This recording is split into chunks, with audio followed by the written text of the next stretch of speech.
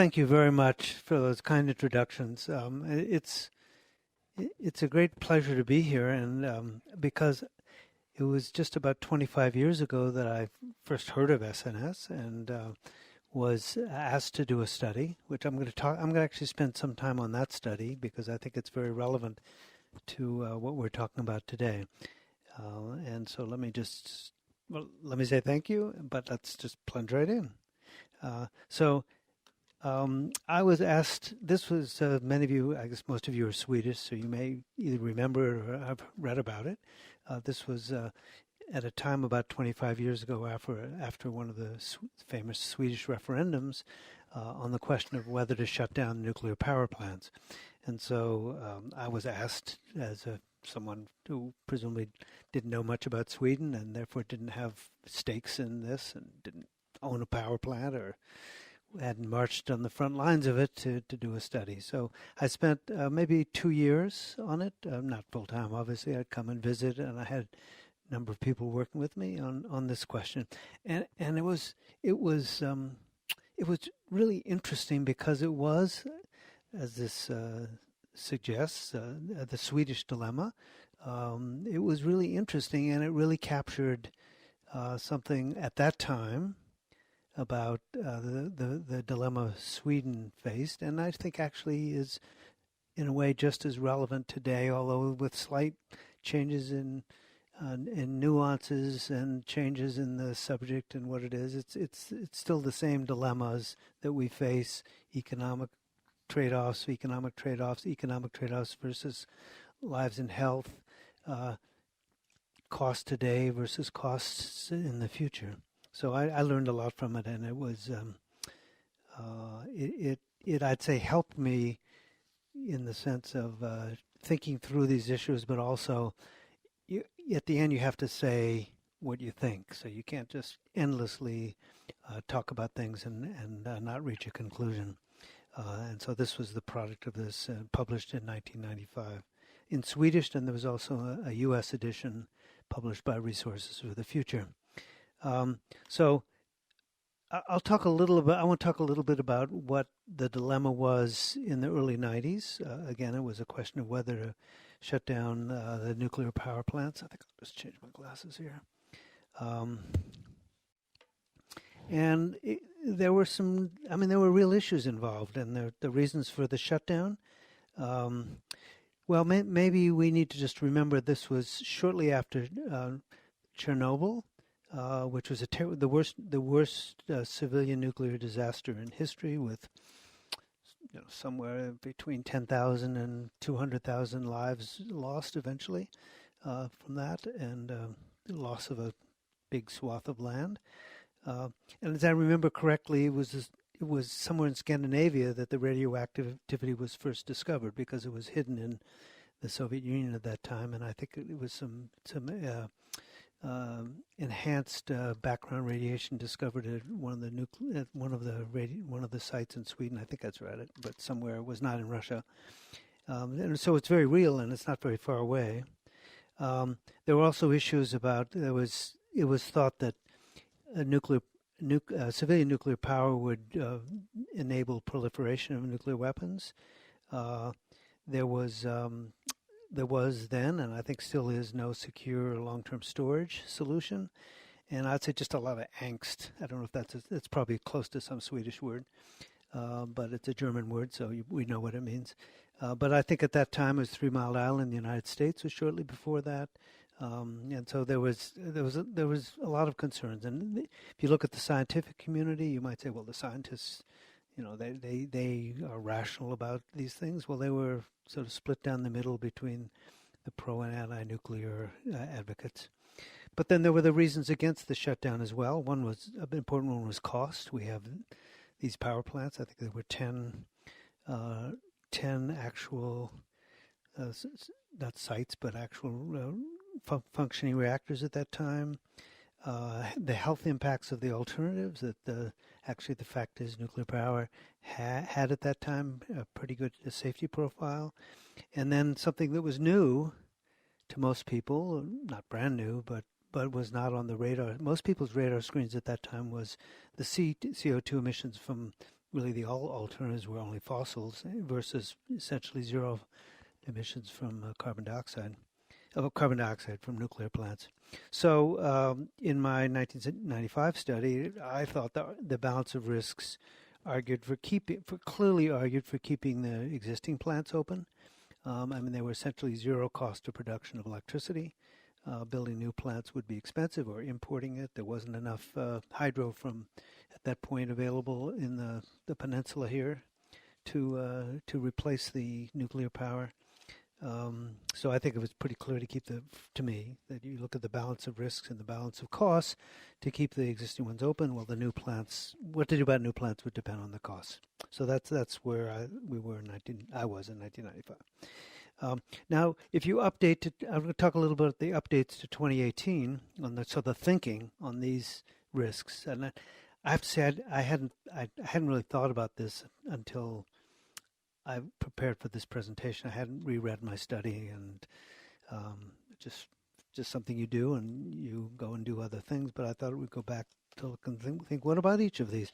Well, on proliferation, I think the thinking on proliferation of nuclear weapons has changed a little, and I think basically it's not usually thought that the proliferation is going to be in countries that have civilian nuclear power. It's going to be in countries that want to have nuclear weapons. And that's, if you think of North Korea or potentially Iran, those are countries that just decide they want to have it, and they're going to do it with or without civilian nuclear plants. Then the experience of nuclear power failures have been the failure of civilian nuclear reactors has been quite favorable in the last 3 decades. We've had the Fukushima, but there are actually no fatalities associated with the actual radiation, but there's probably end up with a small thousand numbers of total risks, including 1,200 people killed in evacuation.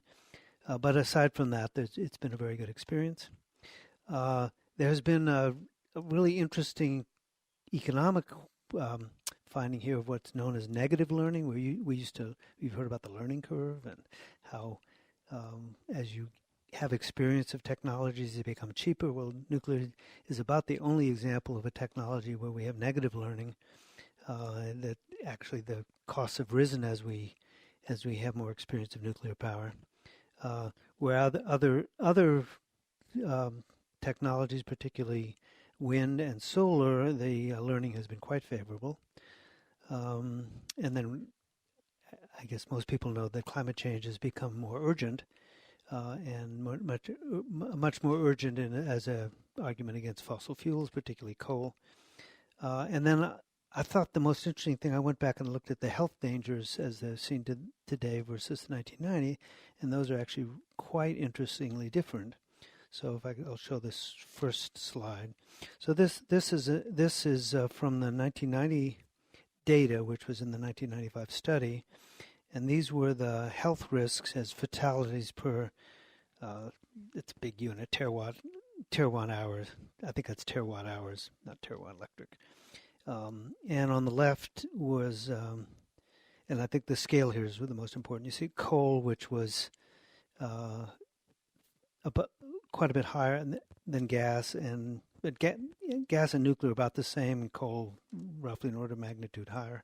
Although a lot of uncertainty about those estimates, particularly for nuclear at that time in the 1990 period. And then if you've seen the experience that happened since, this isn't really experience, but it's what we think about, what experts think since 1990 in the last roughly 30 years, is that that nuclear, as you can see on the far right here, you can barely see but if you look at it, you can see that it's the actual estimated numbers now are even lower than they were in 1990, whereas the fossil risks are much higher. It actually depends a lot on what country you're in. I mean, China is actually much, much higher than, say, Europe or the United States, but six fatality per unit of electricity, maybe 6 times higher, and that's true it turns out it's true of gas as well. Gas was underestimated, and this excludes any climate change calculations. So it's really interesting. So that I'll just spend a minute on that, because what happened in 1990, we really didn't understand the risks of small particles.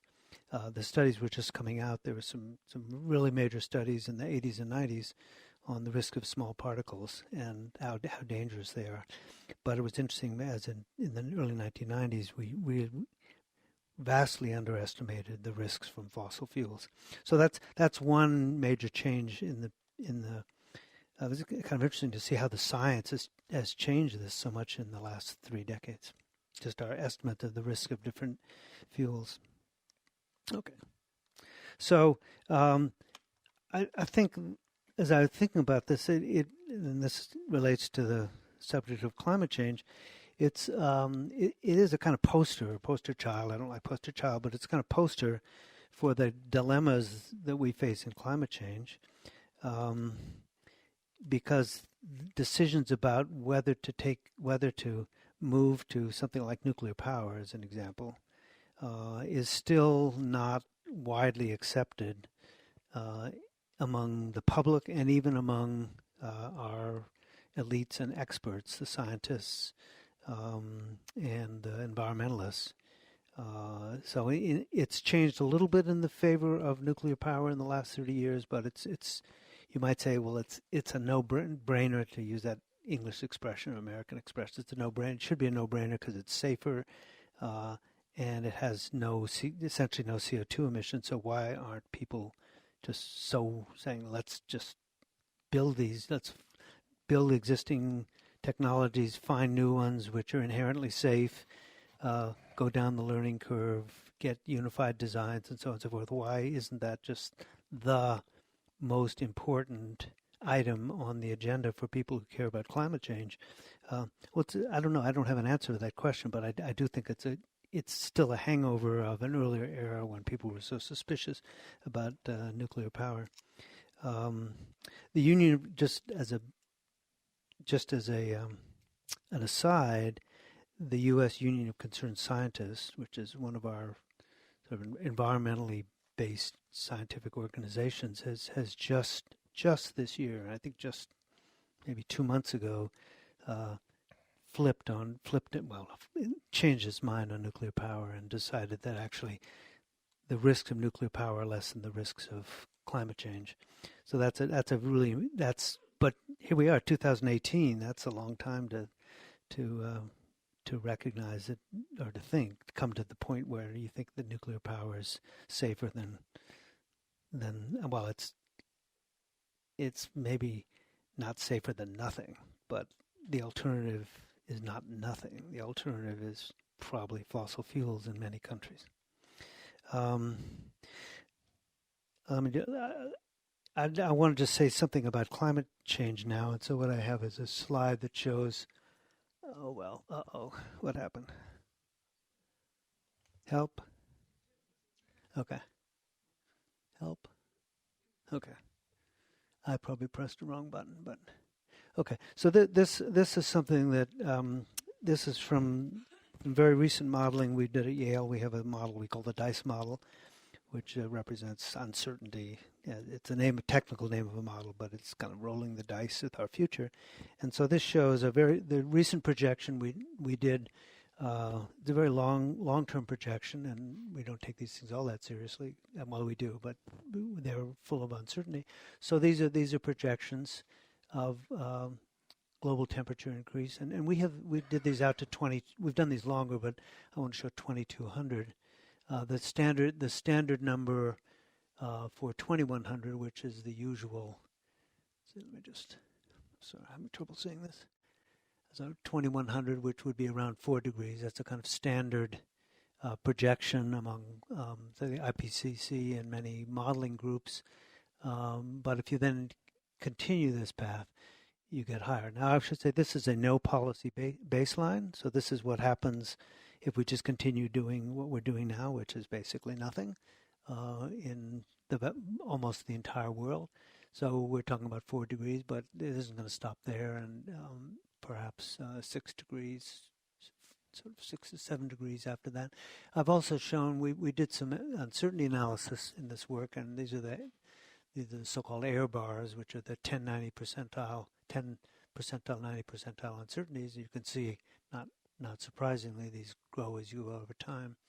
but and you can see, so the 1090 for 2100 is sort of 3 degrees, 5 plus degrees, and much larger for 2200. But notice that those uncertainty bands are not zero, so or 1 degree. That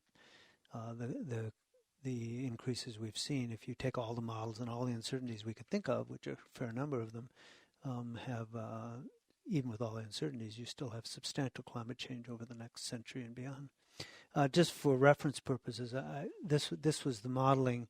This was the first version of this model, which was 1992, and is the version that was used as a reference for the SNS work. So it's interesting. It's in the error band, although it was it's quite a bit lower than the current projection. And just another aside, the reason, interestingly, is not because of all the environmental variables and the climate models and the carbon cycle models have not changed that much, but this is because we, and I think most other people in the 80s and 90s, vastly underestimated what economic growth would be. So there was a kind of Malthusian, I think, a mindset among people in the 1970s, 80s, which was reflected here, that had slowed down in economic growth even by this period. And so in the later projections, you're seeing higher temperature, not because of changes in the environmental sciences, but because of changes in the current view about future economic growth. So last slide. So if we think of the dilemmas as of 2018, and again, I want to stick with nuclear power as a kind of example of the kind of dilemma we face. There are many, many other dilemmas, but this is, since energy is at the heart of the climate problem, electricity is a absolutely essential energy source and has become larger and larger share of our energy use over time, and is projected to continue to increase. And it's particularly important in the low carbon futures to have more energy made from non-fossil fuels. So electricity is very important. So that means that we have to think very carefully about how we get our electricity. And the fact is that existing sources are cheap, and particularly coal is cheap, and gas, and in the U.S. natural gas fired generation, they're basically about the equally priced. Maybe gas is a little cheaper, but they're dangerous. I mean, they're dangerous both to the current generation, particularly for coal-fired because of the particulates, and they're dangerous for the future because of the carbon.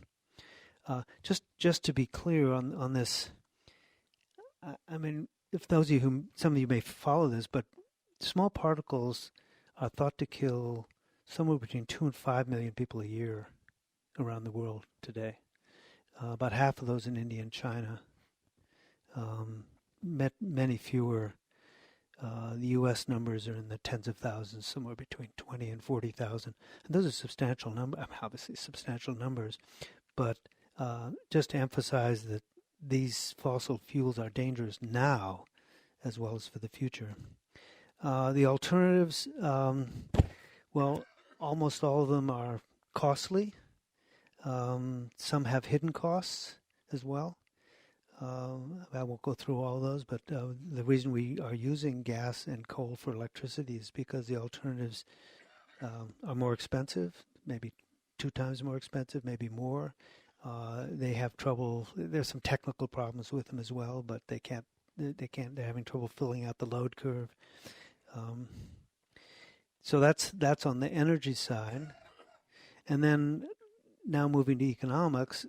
So one of the themes that I will talk about in my talks here in Stockholm is that the failure of it's not a failure of economics and not a failure of earth sciences.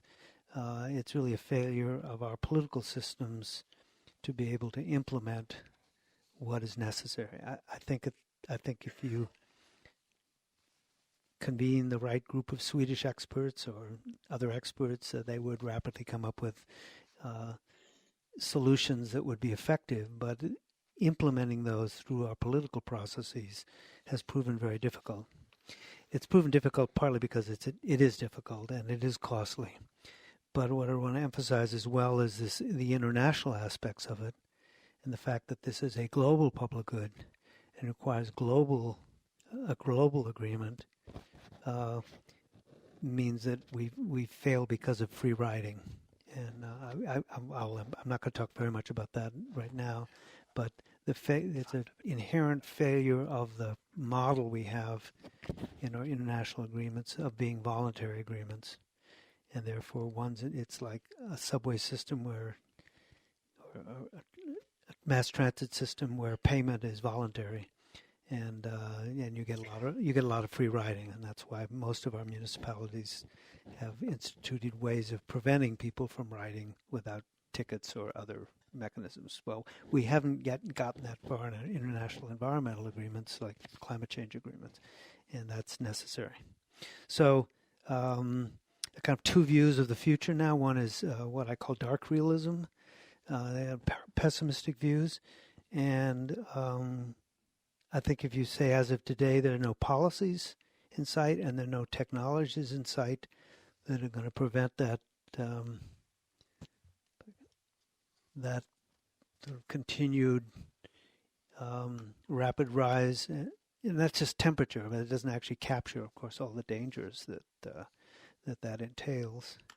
That there are actually no policies or technologies in sight that are going to keep within safe limits. But then I'm sorry, Paul Romer isn't here I don't think he's here anyway. I don't see him, but I'm sorry he's not here because he has an optimistic view, which is that once we do get serious and put even modest mechanisms in place, maybe modest carbon taxes or carbon prices, that as he looks at the history of technology, he thinks that we will discover we're overly pessimistic, and we will discover low-cost solutions pretty quickly. So, well, somewhere between the pessimistic view and the optimistic view, I think probably reality lies. But at that point, I think I'll leave it there because I just wrap up. So, I again, coming back to the nuclear dilemma that Sweden faced, I thought that was a really interesting case. It's still with Sweden. It's Germany. I mean, a lot of countries have followed this, have faced this dilemma, and some have taken one path and some have taken the other path. But I think it does show the kinds of dilemmas we're going to have to face, not just in the abstract, but in actual policies with actual consequences and costs for the people that we'll face as we continue to grapple with climate change issues. And all I can say is, to the youngest person here, I can promise you, you will hear about this for the rest of your lifetime, because this is, with high probability, going to be with us for a long time. So thank you very much.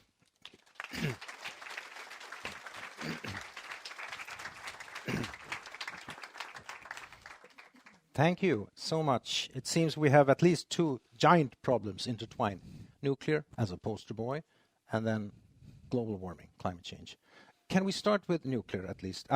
You will get the opportunity to ask questions, but I cannot refrain from starting off. Your Swedish book here was called The Swedish Dilemma, and you return to that. It seems that the dilemma is still with us, obviously. We have about 50% of electricity from hydro and about 50% from nuclear, you know that. And next year we're going to close down one plant, and the year after that another, etc., etc. And at the same time we have a very ambitious policy. Within a couple of decades, Sweden should be fossil free. What do you recommend us to do?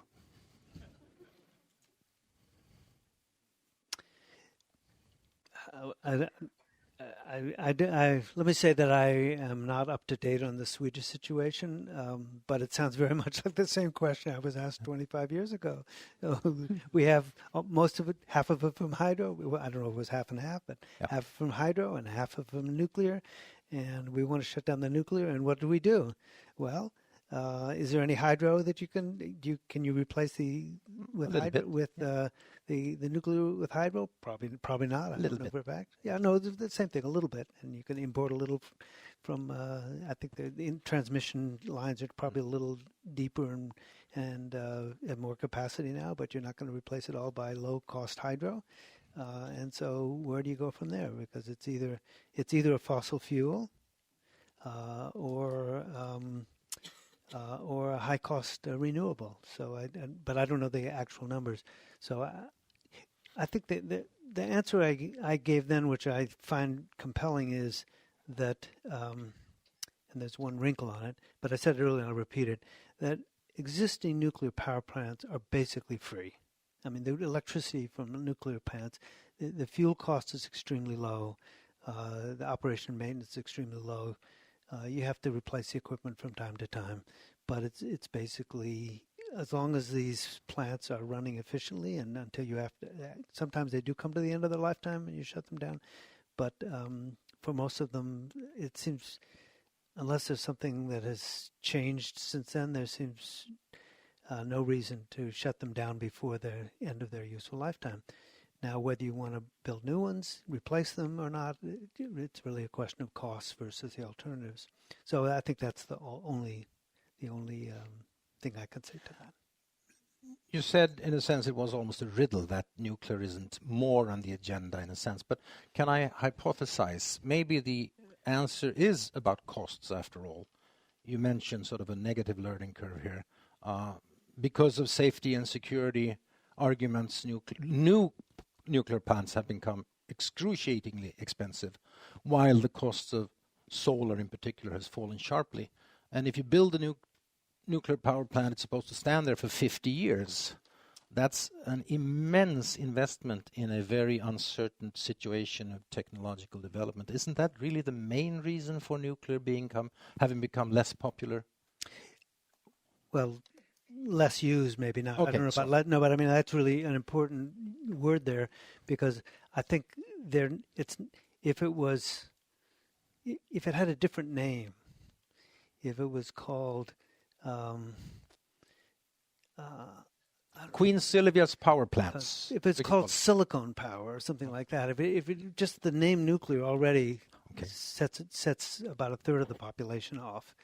In the wrong direction. So it starts out with a bad name, and so it's unpopular, and then people say, somebody says, well, it's really not that. So the experts say, not me, but whoever the experts are, say, oh, well, it's really actually quite safe. If you look at the history, we have 50,000 reactor years or whatever it is, and there's been such and such and such and such, and it's like a week of a coal, the dangers are a week of a coal-fired plant and so on and so forth.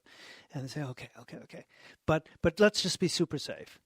So, and this is more or less what happened. So then we have to make sure it's super safe. That means we can't have any risk from this nuclear power. So we're killing people over here next door with the coal plants, like left and right, renewable. It's like the roads versus the air.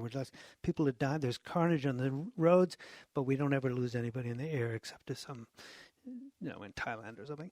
And so we're super safe, and that makes it super expensive. And then when you get super expensive because we're super cautious, then of course it becomes uneconomical. And when it becomes economical, you have companies like GE, which are not going out of business, and obviously won't be doing a lot of nuclear power design.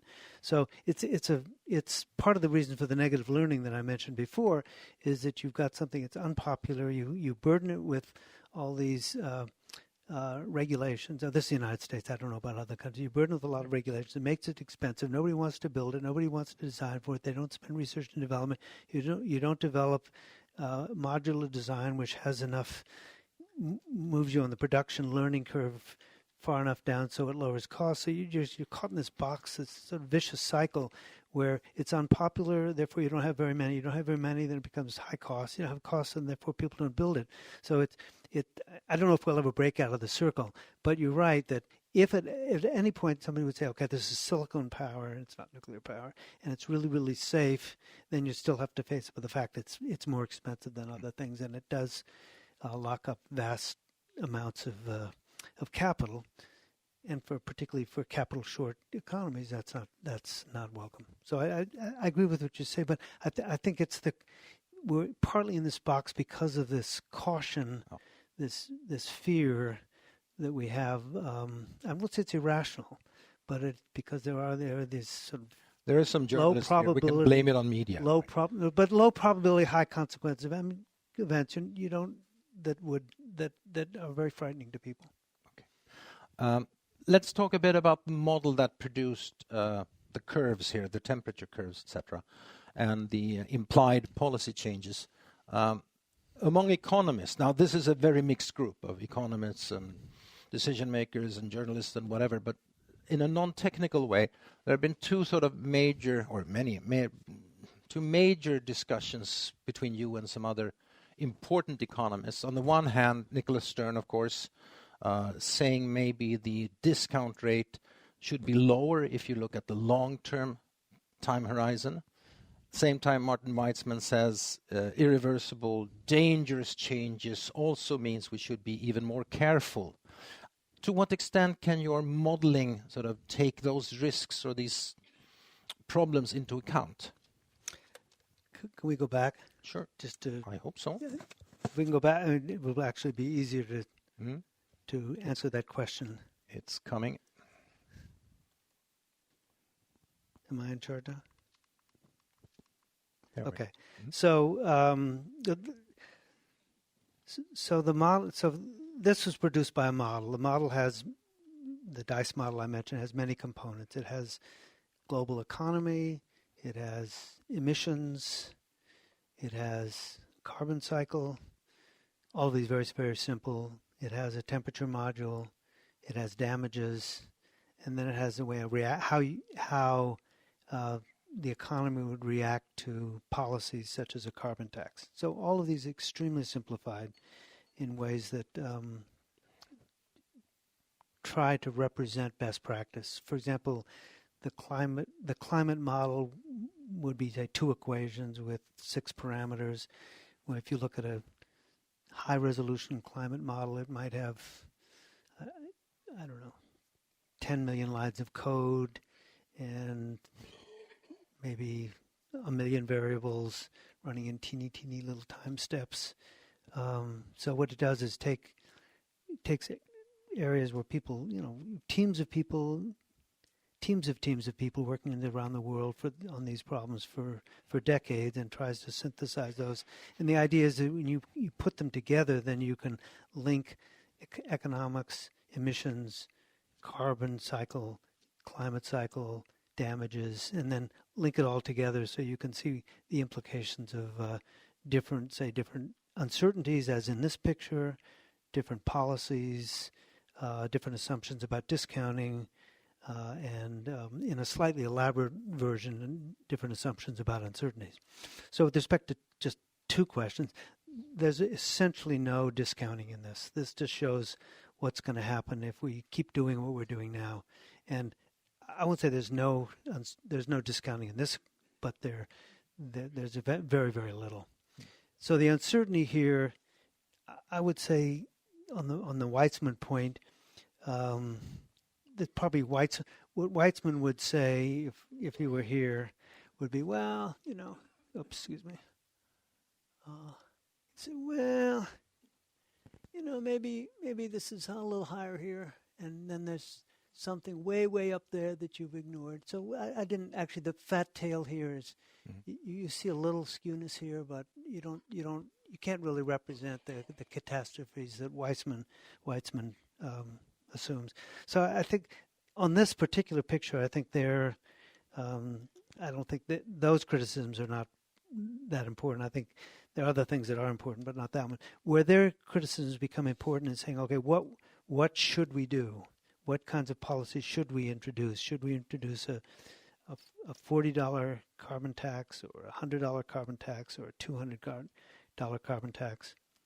And that depends on how we weigh the future and the present. And then how big an insurance policy should we put? So I would say that would be, say it's $40 or whatever in the kind of best guess case, so the central case here.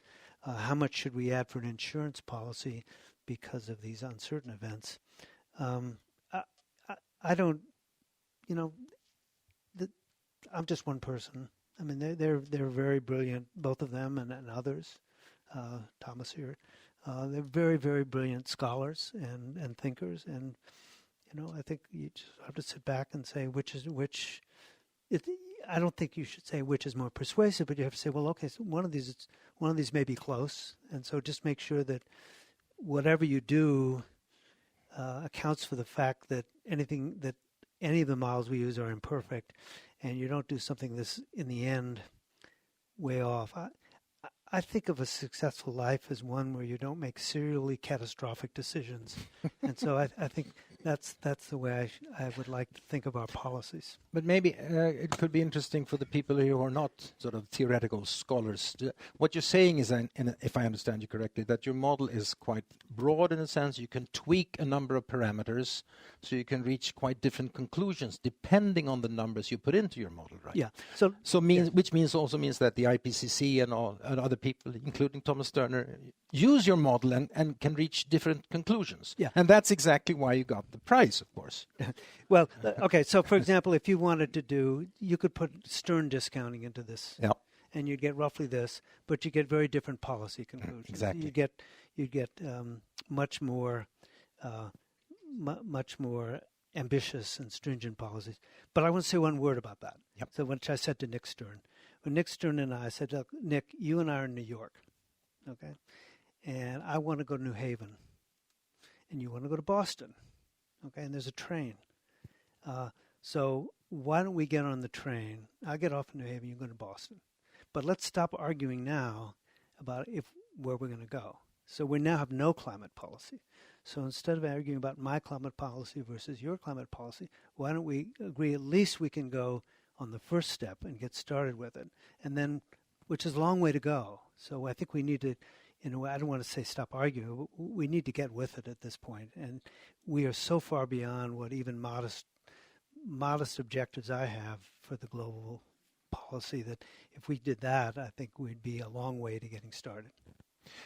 Since Thomas Sterner was mentioned, I'm throw out a question to you. Thomas Sterner is a professor of, is it environmental economics in Gothenburg? And for those of you who don't know him, his name is Sterner in English. And when he wrote a review of the Stern report, he aptly named it an even sterner review. Thanks very much. I have so much to say, Bill, and first of all, congratulations. But I don't quite know where to start. Maybe I can take two broad questions. Then the first would be that, broadly speaking, I'm worried about damages. I'm more worried. And the second would be that I think that carbon taxes are easier to implement. I mean, Sweden has carbon taxes of $125 a ton. And I think people will agree with me here. Most of you haven't worried about this today. It's like many of my audiences in the U.S. say that if it's true that the carbon tax in Sweden is $125 a ton, people wouldn't get out of bed. But you're all here. But it's not on all production. That's true. That's true, but it is on individuals. Yeah. It is on heating oil, and so we don't use heating oil. We use other ways of heating houses, like district heating. There's all kinds of, and the Swedish economy is doing rather well.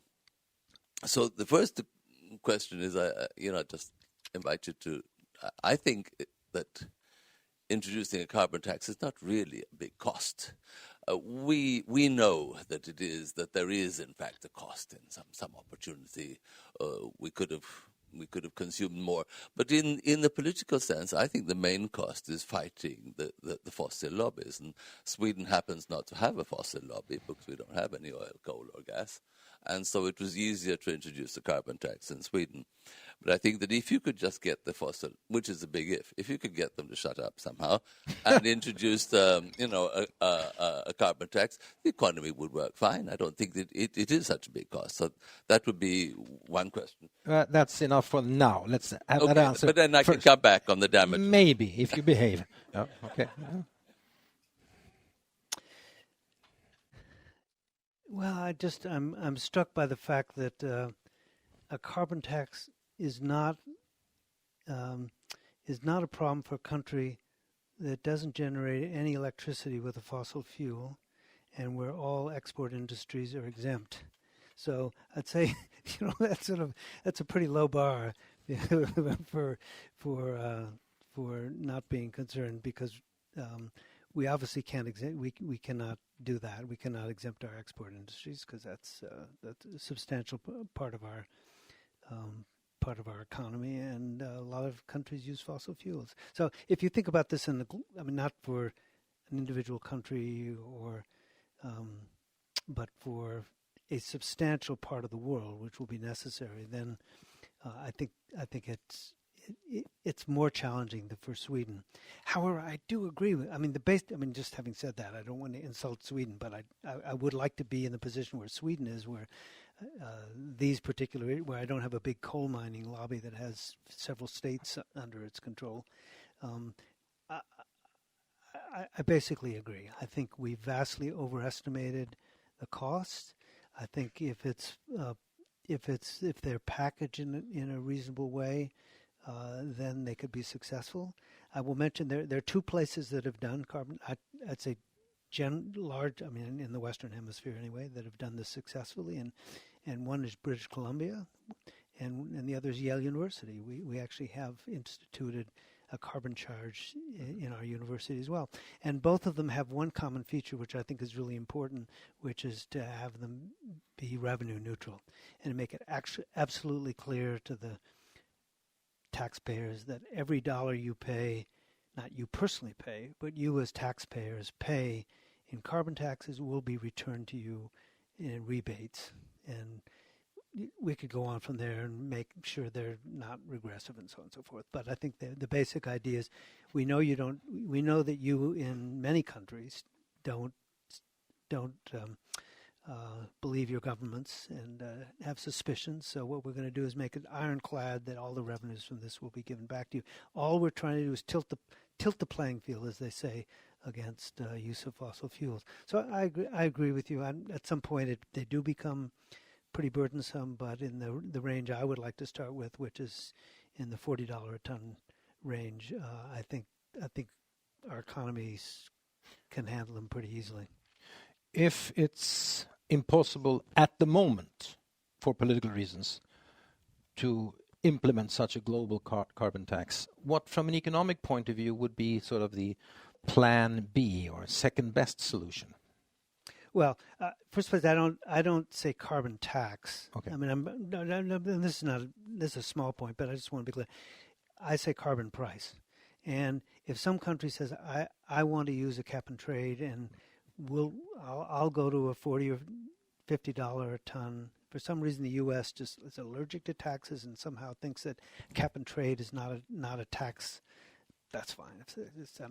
We'll try to educate them, but okay, you want to do cap and trade with a floor of $40 a ton, maybe a cap of $50 a ton. It's a cap and trade with a ceiling and a floor, and it's basically like a carbon tax. And we auction them off, so you get the revenues. You want to call that fine? We can live with that. The main point is to get the price up, and it just happens that I think we agree that carbon taxes are the most efficient way to do that. But it's really to get the price up. Now, I don't think there is a plan B myself. There's no effective plan B. If the plan B might be something radically different, like geoengineering or some kind of fantastic windmill which takes carbon out of the atmosphere, but those are either dangerous or not yet feasible. So I don't think there is a plan B, actually, for myself. I don't see it. So the mic goes back to Thomas. He's promised now to be both briefer and wittier. Well, so we agree essentially that it would be great to have a carbon tax or price of $40, $50. But what about damages? I worry when I see the curve you had, which I think we all remember now, which was 4 degrees at the year 2100 and 6.5 the year 2200. And since this is the global mean surface temperature on Earth, that means that over land, like over Africa or India, this would be 6 degrees in the year 2100 and 9 degrees in the year 2200. And Africa's population is slated to grow, we think, from 1 billion to 4 billion this century. It's already very hot, and people die on hot days just because they're out laboring in the field. I just think that not only is the Arctic going to disappear, parts of Bangladesh going to disappear, the coral reefs are going to disappear, but we're going to have a massive unhappiness in Africa and Asia, and those people that are going to want to get out of there and come to Europe, and that's going to cause problems here as well. Although that's a secondary problem. The main problem is the misery that could happen in places like Bangladesh and India.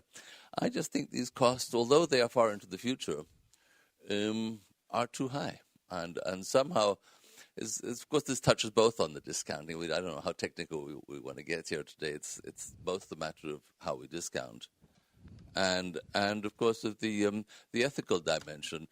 We are getting the benefits here because we can drive to work with air conditioning, and then other people are getting the costs in the future. Some farmer in Bangladesh, and we can't just compare those costs and those benefits easily. So I worry about these damages in the future. So I will be clear that this is not a recommended scenario that's up there. This is a scenario for what I think is going to happen with the uncertainties around that if we continue along the path we're continuing now. Now, I think the issue of what the world is going to look like in 100 years or more is deeply, deeply uncertain. And you and I mean, whether the damages are X% or Y% of our national income or global income, I mean, we've done some studies which, even though they have virtually the same database, come up with quite different answers, and I think which is interesting for me to contemplate. But I think the point is that buried in this, whether it's X% or Y% of global income, first place are vast differences in where this is going to hit. Whether you're in a coastal zone or a low-lying island on the one hand, whether you're living on permafrost, whether you're living in a place that's prone to wildfires, whether you're living in a place that's a little cold and you're maybe it's not all that terrible. I mean, it's going to be whether you're a farmer on the one hand or you work in a climate-controlled industry on the other, whether you're in a poor country that remains poor, or a rich country that gets richer. I mean, there can be vast differences in people's reactions, people's experiences, whether you like to ski or golf, whether you like to swim or hike on glaciers, whether you like to go trout fishing in places where there are going to be no more trout anymore. So all these things, whether you like to walk on paths that are at sea level, that will be under sea level or not. I mean, all these things, we're going to have vastly different experiences, and also more consequential things like urban pollution, heat, and so on. I mean, they're going to be vastly different. They'll all be vastly different depending on whether people can adapt to it. I mean, places now that are in relative temperate zone, they get hot. Maybe I mean, people do live in hot climates now.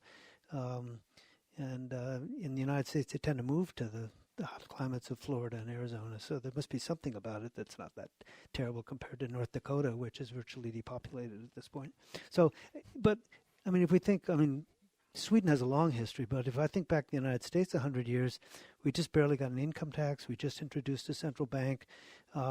Antitrust laws were just becoming enforced. I mean, it was like 100 years is a long time to think about these things. So I accept it. I accept your point. I think it's really important. But I think the main message is whether you think the damages there are terrible, horrible, or catastrophic, it's not the world we want to live in, and we need to figure out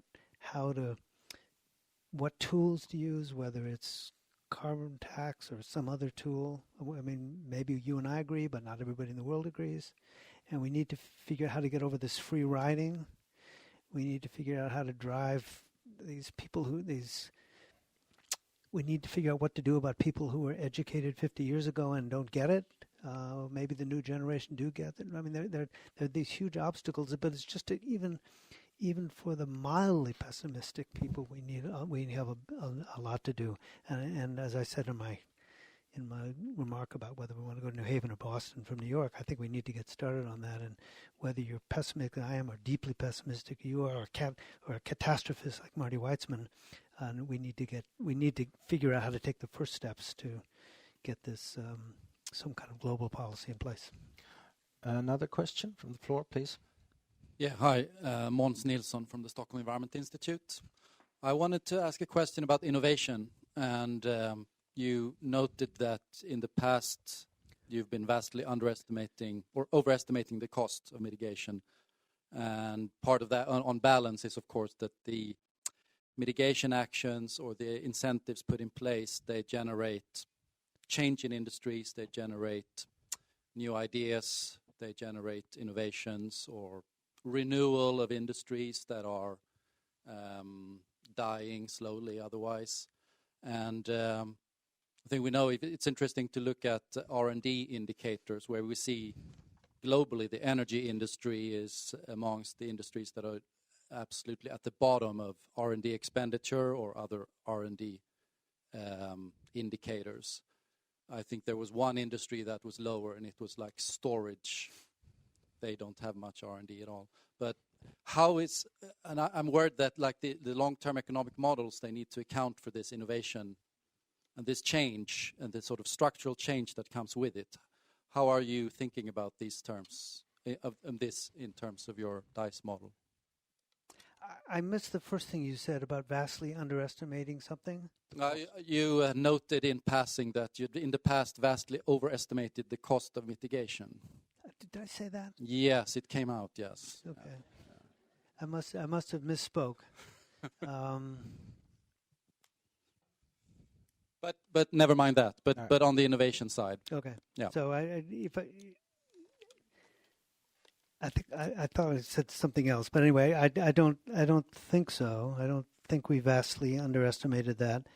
I think what I did say is that in most of our modeling in the 70s, 80s, and 90s, we vastly underestimated economic growth, global economic growth, and so as a result of that, we've underestimated CO2 and other greenhouse gas emissions.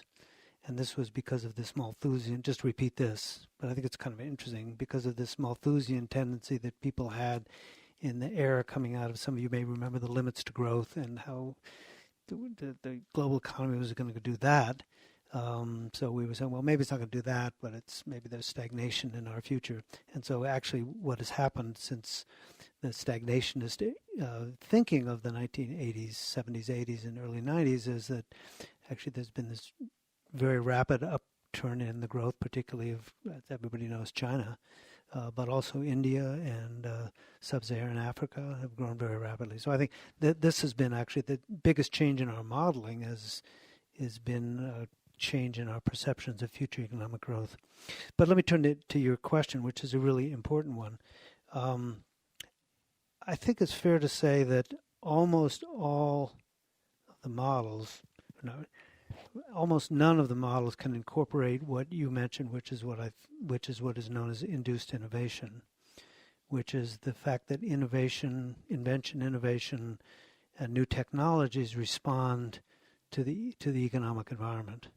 So if we have an idea being that if there's a high carbon price environment, then firms and governments as well will quite naturally look to new technologies, will invest R&D in them, will improve existing technologies more rapidly, will spend less money on dirty technologies. I'll use an example, which is if you're producing electricity generation equipment, and you see your future being a high carbon tax world, then you're going to invest in new technologies of wind turbines, and less in coal-fired, specialized turbines for coal-fired generation. And those are different technologies, and they're costly to develop. And they're not enormous amounts of money. They are in the billions of dollars. They're not like Facebook, but the R&D at Facebook, where they're figuring out how to use your personal information. It isn't that kind of dollars, but it is a lot of dollars used for these. But the main point is, in a high carbon price environment, you will change this. That is not captured in almost any of the models. There's one exception, which is a model. It's an Italian-based model called the WICH model, which actually has quite a bit of induced innovation. Some other ones have versions of that. But the reason the reason I am very hesitant to do it is I don't think we understand the processes well enough. I think we understand what happens when you move from one power source to another, because we have those numbers and we can incorporate them, but we don't actually understand well enough what the response is of innovation to different factor prices, to high prices of one source versus another. We think we know the direction, but whether it's 0.1 or 1, just in some artificial scale, or 20, we actually don't know. And we don't know how fast we don't know whether it's cumulative. So if you look at the work Paul Romer has done, which is exactly this area, it's exactly what he's done, which is looked at this process of induced innovation, but the difficulty is going the next steps and incorporating that in what I'll call historically based empirical analyses and policy relevant modeling. We've had very, very great difficulties of doing that, not because we don't know it exists, not because we don't know it's important, not because we don't cry about it, but because that we can't do it, but because we don't actually have what we think are reliable models to do it. I had hoped we could squeeze in one more question, but unfortunately time is running. Professor Nordhaus had to leave at about 1:15. Let me just thank you. I will give the floor to Mia. Just summarize from my point of view, what we have learned is that the future is indeed dangerous. It is problematic and has a lot of uncertainties, but that there are economic tools that can help us make better policies. With those happy endings, I'd like to give the floor to Mia. Yes, and thank you. Can I... So